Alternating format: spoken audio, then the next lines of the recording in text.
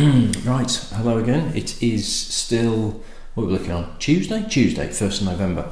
November already, Jesus, what is going on? The year is just shooting by.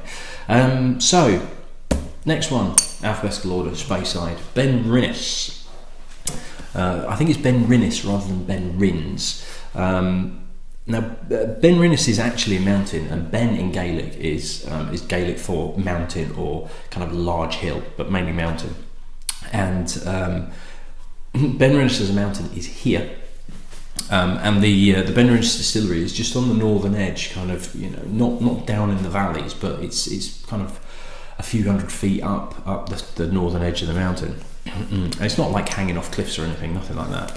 So the distillery was built in 1826, and it was part of a farm that was owned by a guy called Peter Mackenzie. Now, the Benrinnes that I've just done opened in 1898 and was closed in 1900, and Benrinnes didn't have that much luck either. It was built in 1826, and then in 1829 was destroyed by flooding. It was then eventually rebuilt in 1834, and it was bought by the Edward family in 1864, the son of which was Alexander, who ended up inheriting the distillery. And if you watched my Altmore review, which was 3 drams ago, he was the guy that actually set that distillery up, and he'd already got the Benrinnes distillery, and then shortly after bought Oban as well. So he was a bit of a whiskey entrepreneur. They had a major fire in 1896, didn't destroy it as such, but was enough to have to kind of rebuild some of it. And then was retained in that family until 1923, when it was sold to John Dewar and Sons. Dewar and Sons became part of Diageo, and it is still with Diageo now. So from that time, it has been with the companies that eventually became Diageo. So Dewar's, DCL, UDV, all of these acronyms of various bits and conglomerates, and then Guinness bought this and Metropolitan bought that, and it eventually became Diageo. And essentially from 1896, which is when they had the fire, apart from a couple of small pauses during World War I and II for about 18 months, 2 years or so, it's remained operational all the way through. But a lot of it goes into blends, particularly apparently Crawford's. Now, I did the Crawford's 5-star when I did the blended whiskies, and that was absolutely fantastic. So if this is a core part of that, then this should be something pretty special. The first official bottling of a Benrinnes as a single malt was actually a Flora and Fauna range from Diageo in 1991. Now, we had the Flora and Fauna Uchthusk, or Uthusk, or however the hell you pronounce that. I've got a couple of other Flora and Faunas coming up that were Diageo sort of semi-official bottlings of, we're not giving you loads of this, but this is part of a range that we've got. They also have part of their rare malt selection. Sorry, the Flora and Fauna is a 15-year-old, and part of the Diageo's rare malt selection, which was sort of, again, semi-official bottlings, but these were more like single cask, pretty damn expensive, that sort of release. This particular one is a similar thing. This was a special release by them. It's a 23-year-old Benrinnes that was distilled in 1985.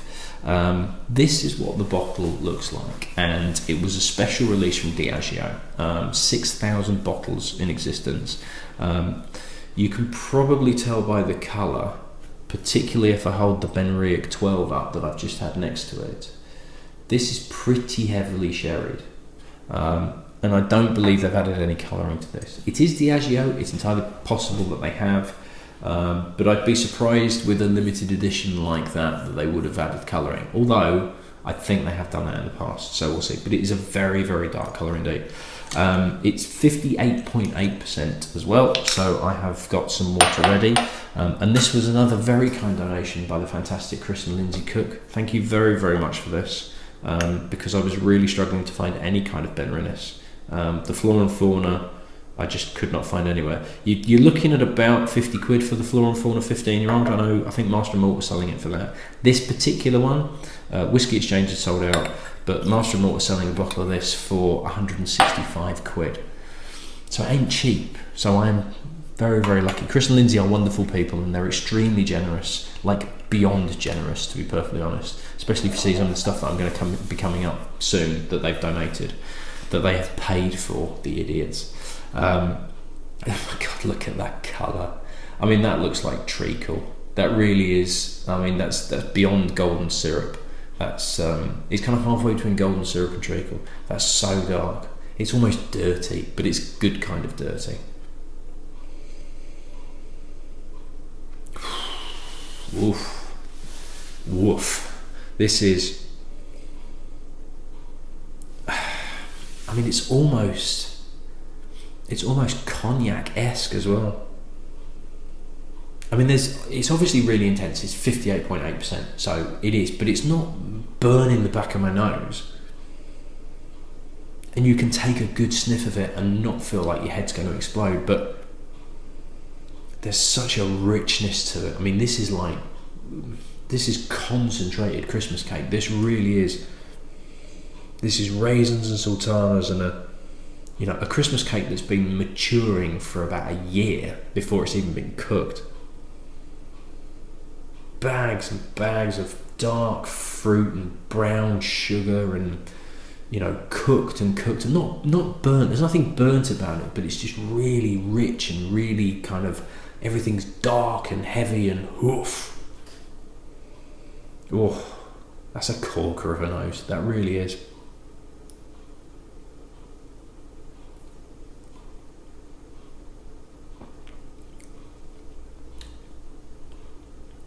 And it sits on your tongue. It slides out of the glass onto your tongue like syrup and just sits on your tongue. And this waft of really intense, and it's not raisins, it's sultanas. It's not as dark as a raisin. It's concentrated sultanas. That are slightly lighter. Not raisins are more black, whereas sultanas can be slightly golden or more of a lighter browner. And this is concentrated sultanas rather than raisins. It's not quite as intense, but it's still intense. That makes no sense. But it's not quite as heavy as it feels like it could be. There is a slight burnt treacliness to it, and I don't know whether that's accentuated by the higher alcohol percentage. It starts off very, very rich, and then all of a sudden there's this explosion of alcohol. But it doesn't massively overpower it because there is so much intensity of fruit in there.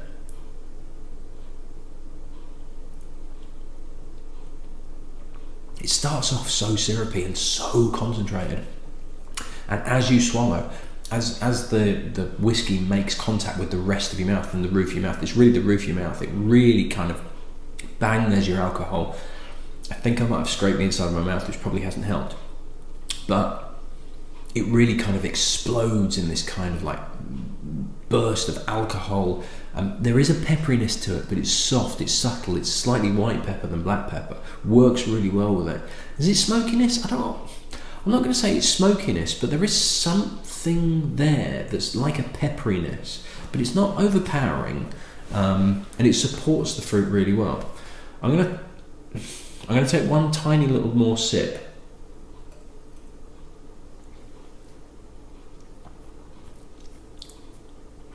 That was almost a bit too much tobacco. There's a menthol note to it as well. At the back of the throat, there's a really menthol minty freshness. And again, it's concentrated. Everything about this is concentrated. But whereas things can be almost like really tight and hiding, this isn't. This is giving you all those flavours. It's just everything is just kind of just like it's the purest essence of all of the flavours that are in there. Right, let's go with some water. I really don't want to overwater this because I think this has got the potential. If I get it right, I think this has got the potential to be something very, very special. Now, as far as I'm aware, this is incredibly highly regarded. People that give scores are kind of like 90s, that sort of thing. It's good, but I don't really know whether it's like, the best whiskey I've ever had in my life ever. That's better. Now we're getting some mintiness. That mintiness is coming through, and it's menthol. It's kind of like, and the menthol to me is it's a brand of toothpaste called Euphymol that my grandma used to have, and it's weird. It's a really, really intense menthol flavour that's slightly antiseptic as well, and it's a bit weird. And there's elements of this in it, Having added the water, that comes through. So there's still the fruitiness, there's still this concentration of raisins and sultanas and plums and damsons and all these dark fruits kind of like squashed together and then even squashed together and then put under a hydraulic press, and then kind of a little cube of this pure essence of dark fruit flavour popped in your glass. But it's surrounded by this mentholy, slightly antiseptic, but it's not. It works.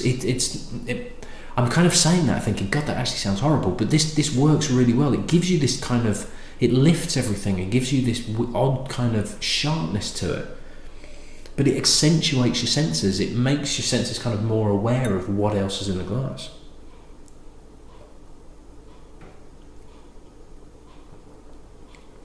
Oh, there we go. Oh yes, nailed it. Absolutely nailed it. Crap, I've not got that much more left.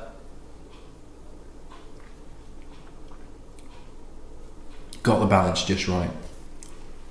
The fruit's there, the concentration of fruit. There is more of a Christmas cakey feel to it. But this mintiness is there on the palate, and it's really fresh. What it takes is, the intensity of the fruit could be a bit too sickly and a bit too kind of like, ooh dear, I can't really handle much more of this. What this freshness is doing is lifting it and bringing everything out and kind of heightening all the flavours that are in there. It is a great whiskey. It really is. This is a proper full-on aged, heavily sherried monster. It is a monster of a whiskey. You need some time over this, not 10 minutes of wittering in front of an iPad. You need some time with this. You need to be sat after a really good meal where it's pissing down with rain outside or even snowing. This is a winter whiskey. This is a Christmas whiskey. This is a New Year whiskey. This is a shitty weather outside whiskey, and I want something to really warm my bones, and that is going to warm your bones. If you like heavily sherried whiskies, if you don't, it could be too fruity. It could be too rich and sweet for some, and I can see that. I can see that could be too intensely sweet, because it really is a sweet. And it's not a sugary sweet. This is like a dark fruit sweetness, which isn't not to everybody's taste. It's a cracking whiskey. Chris and Lindsay, that is an absolute beaut. I do like my sherried whiskies. It's not too dissimilar. Maybe it's got a bit more depth in it, but it's not too dissimilar to something like the Abelard Bernard.